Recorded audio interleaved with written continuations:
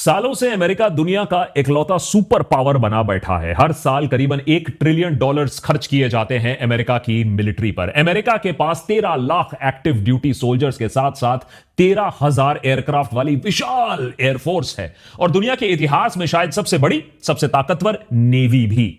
Cyber weapons, drones, satellites या फिर surveillance tool, radar, हर मामले में अमेरिका के जो वॉर टॉयज हैं वो दुनिया भर में सबसे एडवांस्ड हैं, सबसे घातक और शक्तिशाली हैं।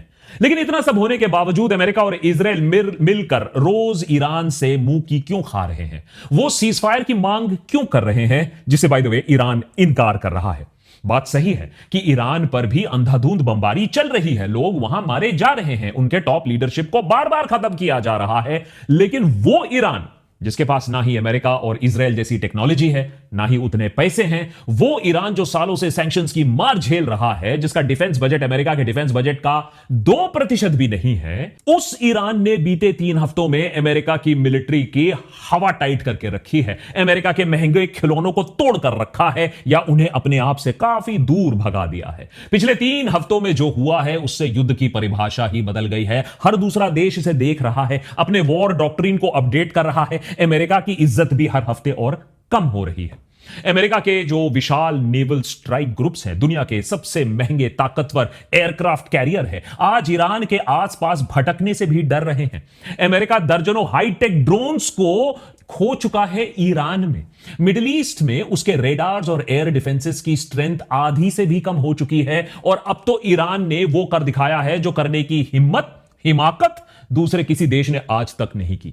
दुनिया के सबसे advanced fighter jet, invisible to radar F-35 को भी अब मार गिरा दिया गया है। हर तरफ से मार खा रहा अमेरिका के पास अब अपने सोल्जर्स ग्राउंड पर उतारने के अलावा कोई खास ऑप्शन बचा नहीं है।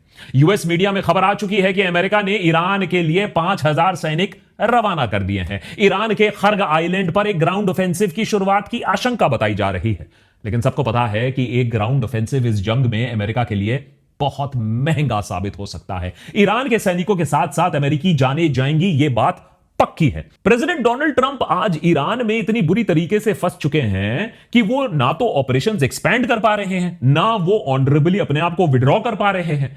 ऐसा लग रहा है कि जैसे अमेरिका के पास कोई क्लियर प्लान ऑफ एक्शन नहीं है। ट्रंप हर घंटे कुछ अलग कर रहे हैं। कभी कहते हैं कि हम जंग जीत चुके हैं, हम ऑपरेशंस अब वाइंड डाउन करने वाले हैं, अगले ही घंटे नए अटैक्स की धमकी दे डालते हैं। कभी एलाइज को एक जीते हुए जंग से दूर रहने को कहते हैं, फिर 2 घंटे बाद कहते हैं कि यार हमें मदद कर दो यार, तुम्हारा फर्ज बनता है। और अब लेटेस्ट में डोनाल्ड ट्रंप लगता है सरेंडर करने के लिए एटलीस्ट हाफ वे तो चले ही गए हैं। यह कह दिया है ईरान से कि अच्छा ठीक है, अभी सीज फायर की बात तुम नहीं करना चाहते हो हमारे साथ, हमने तुम्हें बहुत बार धोखा दिया है, लेकिन 5 दिनों के लिए अब हम तुम्हारे ऊपर आक्रमण नहीं करेंगे। कल तक जो सारे पावर प्लांट्स पर अटैक करने की धमकी चल रही थी, अब डोनाल्ड ट्रंप आकर कहते हैं कि 5 दिनों के लिए हम तुम पर अटैक नहीं करेंगे।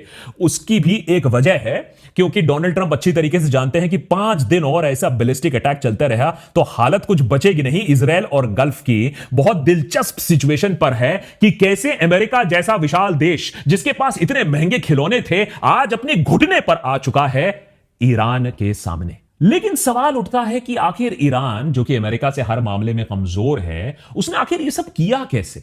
कैसे ईरान के आउटडेटेड रेडार्स और मिसाइल्स ने F-15, F-35 जैसे एडवांस जेट्स को मार गिराया? कैसे ईरान ने अमेरिका के सबसे बड़े स्ट्राइक ग्रुप्स को पीछे हटने पर मजबूर कर दिया? कैसे ईरान के लो कॉस्ट, लो टेक वेपन्स ने अमेरिका की एडवांस्ड वेपनरी का सामना किया? और फाइनली कैसे पैसे, टेक्नोलॉजी, मिलिट्री पावर होने के बावजूद आखिर अमेरिका इस जंग में इतना पीछे कैसे रह गया? इस सब के बारे में बात करेंगे आज के देशभक्त स्पेशल डीप डाइव में। लेकिन दुनिया भर में एक और जंग छिड़ी हुई है और वहां आप हार नहीं सकते हो। जंग उनके बीच में जो एआई जानते हैं और जो रिडंडेंट हो रहे हैं एआई के वजह से। एआई के वजह से एक के बाद एक इंडस्ट्री रीशेप हो रही है। कई कंपनीज एआई का उपयोग करके अपने बिजनेस प्रॉब्लम्स को सॉल्व कर रहे हैं। आप भी एआई के फील्ड का हिस्सा बन सकते हैं और इसमें आपकी मदद करेगा आउटस्किल, जो कि आज के हमारे एपिसोड पार्टनर्स हैं।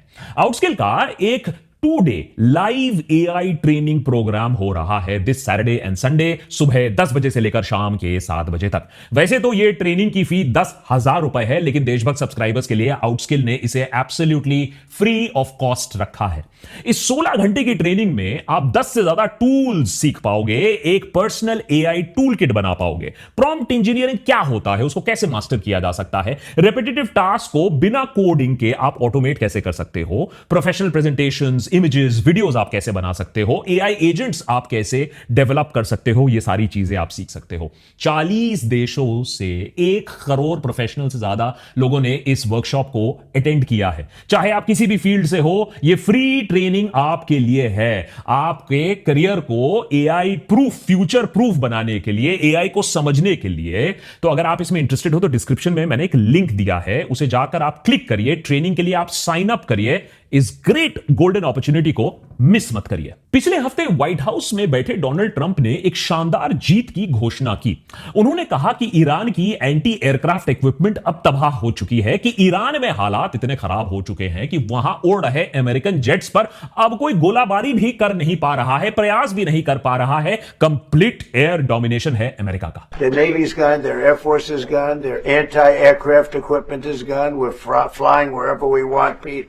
We have nobody even shooting at us. 19 मार्च को दिए गए इस बयान को अभी कुछ घंटे भी नहीं हुए थे कि ईरान ने भी एक वीडियो रिलीज किया। नहीं, डींगे हाँकते हुए नहीं, एक वीडियो रिलीज किया जिसके जरिए यह दावा किया गया कि उसने एक अमेरिकन F-35 फाइटर जेट को डायरेक्टली हिट किया है। यह वही स्टेल्थ फाइटर जेट है जिससे अमेरिका दुनिया का सबसे एडवांस्ड कॉम्बैट एयरक्राफ्ट बोलकर अपने एलाइज को बेचता है भारी रकम पर। भारत को भी बाय द वे ट्रंप ने यह बेचने की कोशिश की थी, हमने समझदारी दिखाई थी, खरीदी नहीं थी। पूरा एपिसोड बनाकर रखा है इस टॉपिक पर। लेकिन अब अमेरिका और इस जेट की जो सच्चाई है अब वो पूरी दुनिया के सामने बाहर आ चुकी है। पहली बार इस जेट को एक एक्टिव वॉर जोन में सक्सेसफुली निशाना बनाया गया। यह छोटी बात नहीं है। अमेरिका ने माना है कि इस जेट को डैमेज कंडीशन में पास के यूएस बेस पर इमरजेंसी लैंडिंग करवाई गई और पायलट जिंदा है। लेकिन इस एपिसोड को रिकॉर्ड करते वक्त इतने दिनों के बाद भी इस डैमेज्ड जेट की कोई तस्वीर रिलीज नहीं की गई है। तो पता नहीं यह जेट है भी या नहीं, या क्षतिग्रस्त हो गया था, पायलट ने इजेक्ट किया था। सोचिए, एक ऐसा एयरक्राफ्ट जिसे हवा में इनविजिबल रहने के लिए बनाया गया हो, इसका होल निर्माण इसी वजह से किया गया हो, इनविजिबिलिटी क्लोक की वजह से। इसके रिसर्च और डेवलपमेंट में अमेरिका ने खरबों डॉलर खर्च किए हैं। एक ऐसे F-35 जेट को बनाने के लिए 1,000 करोड़ रुपए लगते हैं। मैं मैन्युफैक्चरिंग कॉस्ट की बात कर रहा हूं, सेलिंग प्राइस की बात नहीं कर रहा हूं। अमेरिका की लागत आती है 1,000 करोड़ रुपए।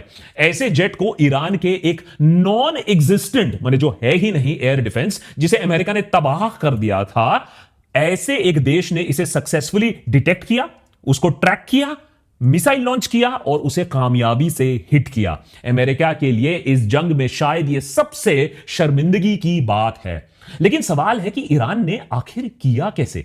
अब चाइना ने और रशिया ने तो शूट डाउन नहीं किया तो ईरान नहीं है। यह समझने के लिए हमें देखना पड़ेगा F-35 की स्टेल्थ कैपेबिलिटी एक्चुअली काम कैसे करती है। F-35 को डिजाइन किया गया है एनिमी रेडार यानी इलेक्ट्रोमैग्नेटिक वेव्स उसे डिटेक्ट ना कर पाए। इसके लिए उसके बॉडी को स्पेशली डिजाइन किया गया था, एक स्पेशल शेप दिया गया था, उसमें स्पेशल रेडार ऑब्जर्वेंट मटेरियल्स लगाए गए थे, जिससे वो कन्वेंशनल रेडार, जो आम रेडार होता है दुनिया भर में, उसके लिए ऑलमोस्ट इनविजिबल सा बन चुका है। एक चिड़िया टाइप दिखेगी आपको, रेडार कंफ्यूज हो जाएगा। लेकिन इनकमिंग एयरक्राफ्ट को डिटेक्ट करने के लिए रेडार एकमात्र तरीका नहीं होता है। इसीलिए हम देशभक्त में बार बार कहते आए हैं, इस युद्ध में एक तरफ है बहुत सारा पैसा और एक तरफ है बहुत सारी स्मार्ट थिंकिंग। ईरान ने F-35 को डिटेक्ट करने के लिए इलेक्ट्रो ऑप्टिकल इंफ्रारेड यानी EOIR सेंसर सिस्टम डिप्लॉय किया। यह सिस्टम जो होता है, यह इलेक्ट्रोमैग्नेटिक वेव्स नहीं बल्कि हीट सिग्नेचर डिटेक्ट करता है।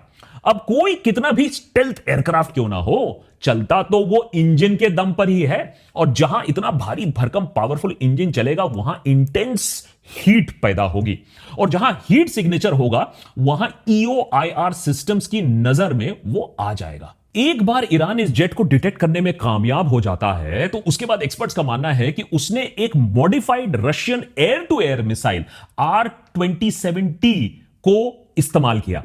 ये missile actually infrared guided missile होता है। माक 5 तक की स्पीड ये पकड़ सकता है, यानी ध्वनि की रफ्तार से 5 गुना तेजी से यह मिसाइल जा सकता है, जिसकी वजह से किसी भी एयरक्राफ्ट को इससे बच पाना बहुत मुश्किल होता है।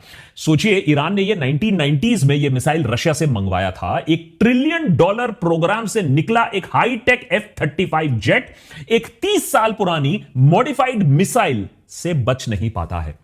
F-35 को निशाना बनाने के कुछ ही दिनों बाद ईरान ने एक और वीडियो रिलीज किया। इस वीडियो में ईरान क्लेम करता है कि उसने हॉर्मुज के पास उड़ रहे एक एनिमी F-15 जेट को भी इंटरसेप्ट किया। ईरान का कहना है कि यह जेट उनकी एयर स्पेस को वायलेट कर रहा था, जिसके बाद उनके एयर डिफेंस सिस्टम ने उसे ट्रैक किया, एक सरफेस टू एयर मिसाइल से उसे निशाना बनाया। अमेरिका की सेंट्रल कमांड ने फिलहाल इस बात को मानने से मना कर दिया है कि उनका कोई भी इस तरीके का जेट ईरान ने मार गिराया, कोई भी F-15 मार गिराया है।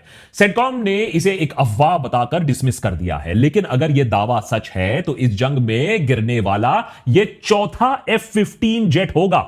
इसके पहले इसी महीने की शुरुआत में, जंग की शुरुआत में 3 और F-15 फाइटर जेट्स मार गिराए गए थे। उसे फ्रेंडली फायर इंसिडेंट बताया गया था।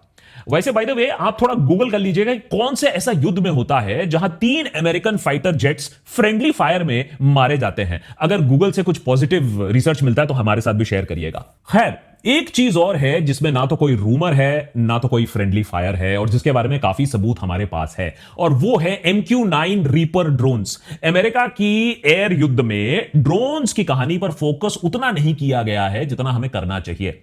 अब एक तरफ है ईरान के अपने सस्ते और किफायती शहीद ड्रोन्स। अमेरिका के नाक में दम करके रखा है इन ड्रोन्स ने, और इसके बारे में हमने बाय द वे एक डिटेल्ड एपिसोड भी बना के रखा है कि बैलिस्टिक्स को छोड़कर ये ड्रोन्स अमेरिका के लिए इतने घातक क्यों साबित हुए।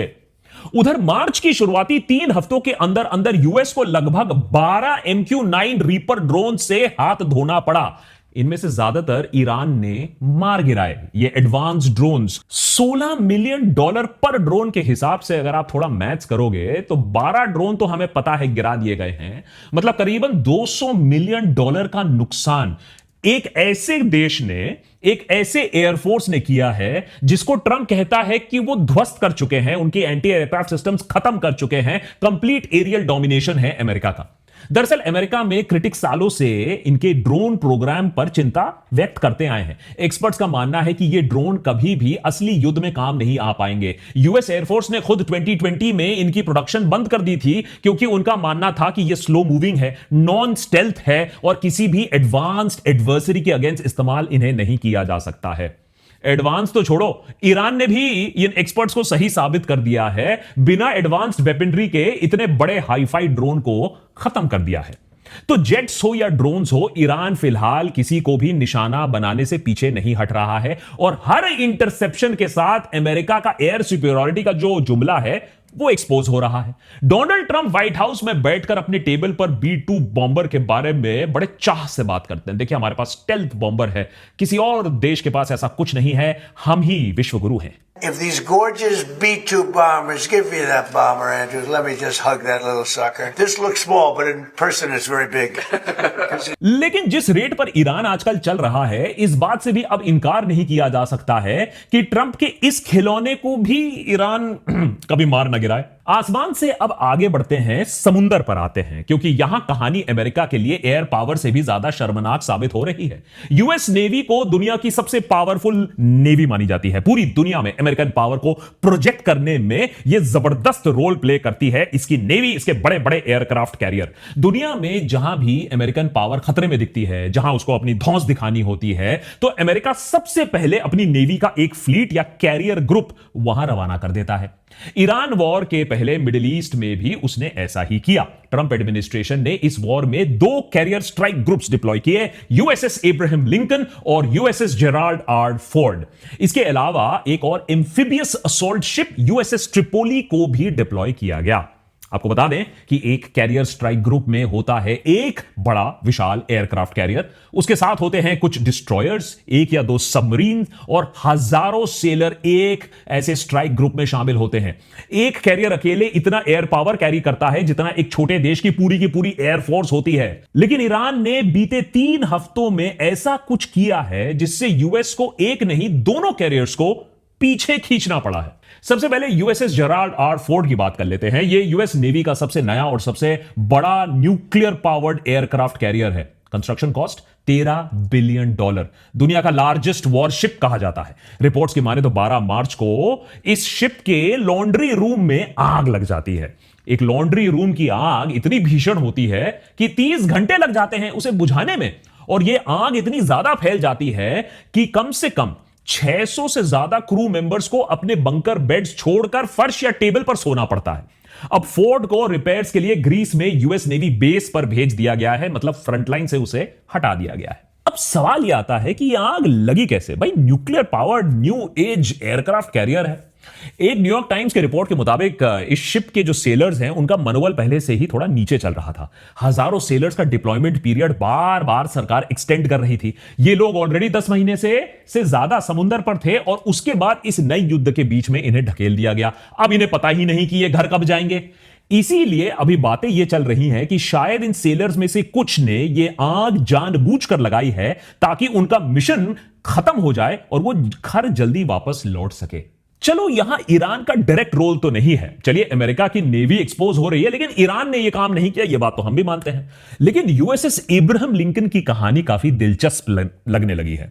इस युद्ध के शुरुआती दिनों में ईरान ने एक दावा किया, बार बार दावा किया कि उसने यूएसएस एब्राहम लिंकन को अपने बैलिस्टिक मिसाइल का निशाना बनाया और इस शिप को क्षति भी पहुंची है। उधर यूएस ने इन क्लेम्स को डिसमिस कर दिया। अरे, तुम्हारे ड्रोन्स, तुम्हारे मिसाइल हमारे शिप के आसपास भी नहीं आ सकते हैं, हमारे पास मल्टी लेयर डिफेंस है। उनका कहना है कि यूएसएस लिंकन अभी भी ईरानियन एयर स्पेस को डोमिनेट करने में मदद कर रहा है। फ्लाइट्स यहीं से टेक ऑफ कर रही हैं, फाइटर्स अभी भी यहीं से टेक ऑफ कर रही हैं। लेकिन इंडिपेंडेंट रिपोर्ट्स ये कहते हैं कि युद्ध के शुरुआती दिनों के बाद इरानियन स्ट्राइक के डर से इस कैरियर ग्रुप को ईरान के तट से, उसके कोस्ट से 1000 किलोमीटर पीछे हटा दिया गया है, और आज भी यह ग्रुप ईरान के आसपास जाने की हिम्मत नहीं कर रहा है।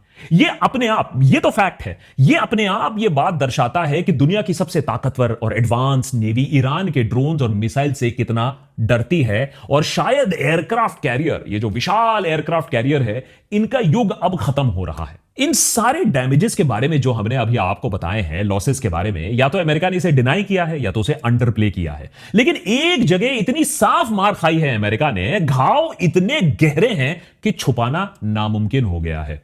F-35 को गिराने से ज्यादा यह घाव गंभीर है, क्योंकि इससे अमेरिका की पकड़ पूरे रीजन पर और उसके दोस्तों की सुरक्षा दोनों ही तबाह हो चुकी हैं, खत्म हो रही हैं। अमेरिका ने मिडिल ईस्ट में अपने एलाइज के पास थार्ड और पेट्रियट मिसाइल डिफेंस सिस्टम सालों से डिप्लॉय करके रखे हैं। यह सिस्टम दुनिया के सबसे एडवांस्ड और सबसे महंगे एयर डिफेंस सिस्टम में से एक है। इसे उन देशों पर होने वाले मिसाइल अटैक से बचाने के लिए लगाया गया था, लेकिन ये महंगे हैं। एक थर्ड बैटरी की कीमत 800 मिलियन से ऊपर है। एक पेट्रियट मिसाइल इंटरसेप्टर की कीमत 3 से 4 मिलियन पर मिसाइल है। इन्हें स्पेसिफिकली डिजाइन किया गया था कि ईरान जैसे देश जब बैलिस्टिक मिसाइल फायर करेंगे तो उसे इंटरसेप्ट करेंगे और लोग चैन की सांस लेंगे। यह अमेरिका की डिफेंस शील्ड है मिडिल ईस्ट में। लेकिन युद्ध के पहले 2 हफ्तों के अंदर अंदर ईरान के स्ट्राइक्स ने इस यूएस मिलिट्री शील्ड को और यूएस मिलिट्री बेसेस को और करोड़ों डॉलर्स का नुकसान यहां पहुंचाया गया। मतलब दुनिया के सबसे बेहतरीन एयर डिफेंस भी अमेरिकन बेसेस को, उनके इंटरेस्ट को, उनके एलाइज को ईरान के मिसाइल और ड्रोन से बचा नहीं पाए। आज ईरान जब चाहे इजराइल और गल्फ देशों पर मिसाइल दाग सकता है, क्योंकि अमेरिका की जो आंखें थी, माने उनके जो रेडार्स थे, उन्हें ही नोच लिए गए हैं, उन्हें ध्वस्त कर दिया गया है। अमेरिकन एयर डिफेंसेस और रेडार्स पर हमला कितना डैमेजिंग है, इसका अंदाजा आप इस बात से लगा सकते हैं कि यूएस को युद्ध के बीच में ईस्ट एशिया में लगे पेट्रियट सिस्टम्स को मिडिल ईस्ट मंगवाना पड़ा। लेकिन उसके बाद भी ईरान के मिसाइल को अब रोक पाना अमेरिका के बस की बात नहीं लग रही है। एक्सपर्ट्स का मानना है कि युद्ध अगर थोड़े दिन और भी चला तो ईरान के मिसाइल्स के पास खुली छूट होगी कहर बरसाने के लिए।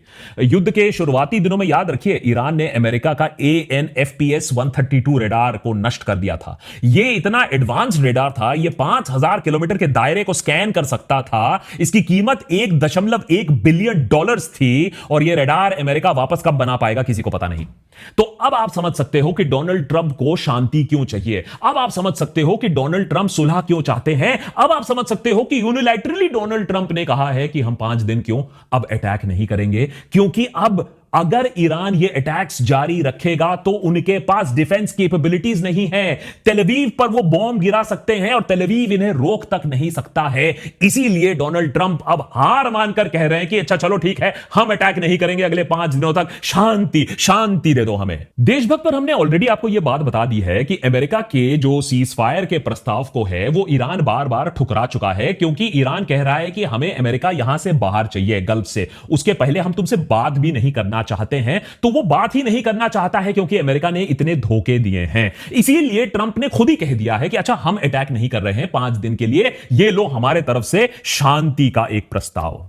लेकिन ट्रंप ये कर इसलिए रहे हैं क्योंकि युद्ध के चौथे हफ्ते में यह बात साफ हो चुकी है कि ना अमेरिका ने स्टार्टिंग में प्लानिंग की थी, ना बीच में प्लानिंग की है, ना एंडिंग की प्लानिंग है। इंग्लिश में कहावत है ना, a sword is only as good as the man who wields it. मतलब दुनिया की सबसे अच्छे हथियार आपके पास हो सकते हैं, लेकिन वो कुछ साबित नहीं कर पाएंगे, उससे आप कुछ कर नहीं पाओगे अगर चलाने वाला ही बेवकूफ हो। अमेरिका के पास भले ही दुनिया के सबसे आधुनिक हथियार हो या ना हो, यह सबसे ताकतवर फौज हो या ना हो, लेकिन यह सब कुछ इफेक्टिव नहीं साबित होगा जहां ऑर्डर्स देने वाला कमांडर इन चीफ ही इतना अनप्लैंड हो, जिसे खुद नहीं मालूम वो क्या कह रहा है, क्या कर रहा है। 28 फरवरी की बात कर लेते हैं, जब यह जंग शुरू होती है। उस समय से बात क्लियर था कि अमेरिका के वॉर गोल्स क्लियरली डिफाइंड नहीं है, उनका लक्ष्य क्या है, मकसद क्या है, यह क्लियर नहीं है। अमेरिकन लड़ तो रहे थे, लेकिन किसके लिए लड़ रहे थे यह ना तब क्लियर था ना आज क्लियर है। तो फिर फाइनली ईरान ने यह सब किया कैसे। इवन अमेरिकन एक्सपर्ट्स इस बात को मानते हैं कि आज अमेरिका से ज्यादा ईरान ज्यादा फोकस, ज्यादा डिसिप्लिन दिखा रहा है, और शायद यही फोकस, यही डिसिप्लिन, यही प्लानिंग है उनका सीक्रेट वेपन इतने बड़े युद्ध को जीतने में, डोनाल्ड ट्रंप को झुकाने में।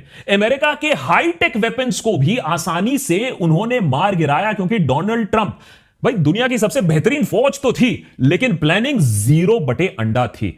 इसी फोकस, डिसिप्लिन और प्लानिंग के बूते पर ईरान को पता है कि वो इस युद्ध को और खींच सकता है। उधर यूएस तड़प रहा है कि भैया किसी तरीके से इसको खत्म किया जाए और यहां से मैं बाहर निकलूं अपनी इज्जत थोड़ी बचाकर। लेकिन सवाल यह है कि इस पॉज के बाद क्या ईरान फिर से बात करने को तैयार होगा, क्योंकि ईरान ने एक चीज तो क्लियर कर दी है, पहले भी अमेरिका ने हमसे बातचीत की, हमने बहुत सारे कंसेशंस भी दिए और फिर हमारे लीडरशिप को आपने मार गिराया। तो क्या इस बार ईरान बात करने के लिए तैयार रहेगा, या एक तरफ से अब डोनाल्ड ट्रंप बस सफेद झंडी दिखाते रहेंगे कि मुझे पीस चाहिए, और ईरान अपना जो प्रोग्राम है वो कैरी ऑन रखेगा, भली भांति जानते हुए कि इस बार अगर मौका हाथ से गया तो अगली बार अमेरिका और इजराइल उसे छोड़ेगा नहीं।